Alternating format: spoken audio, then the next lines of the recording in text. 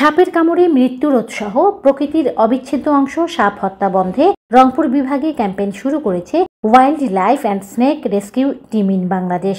সোমবার Rangpur Carmichael college প্রাঙ্গণে রংপুর বিভাগে উদ্ধার হওয়া পদ্ম গোখরা, খৈরা গোখরা, Wall's krait, banded krait, common krait, black krait সহ বিষধর সাপ নিয়ে শিক্ষক, শিক্ষার্থী ও অভিভাবকদের সচেতন করা হয়। জীবনের প্রথম এত সাপ দেখলাম, আমি সুন্দর লাগলো। আমাদের ছেলেমেয়েরা এত বড় সাপ দেখেনি, তাই আনা খুব উত্তম বা সুন্দর কাজ করছেন। সঙ্গিনী, ডারাস, অনেক কিছু সাপে দেখলাম। সাপ যে শুধু আমাদের ক্ষতি করে এমন না, আমাদের পরিবেশের যে জীববৈচিত্র্য সেটা রক্ষা করে। সাপটাকে না মেরে এটাকে আমরা যদি ছেড়ে দিই তাহলে এটা আমাদের পরিবেশে অনেকটা ভালো ভূমিকা রাখবে।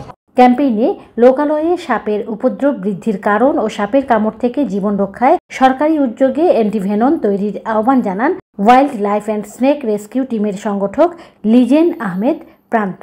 আমাদের মানুষদের কাজের জন্য সাপেদের আবাসস্থল ধ্বংস করতেছি, আর এই ধ্বংস করার ফলেই কিন্তু সাপেরা লোকালয়ে বেশি বেশি চলে আসতেছে। বিভিন্ন রকম কারেন্ট জাল বা আরও যে জালগুলো রয়েছে মাছ শিকারের জন্য আমরা ফেলে রাখি, সে জায়গাগুলোতেও সাপ বেঁধে কিন্তু সাপ মারা পড়তেছে।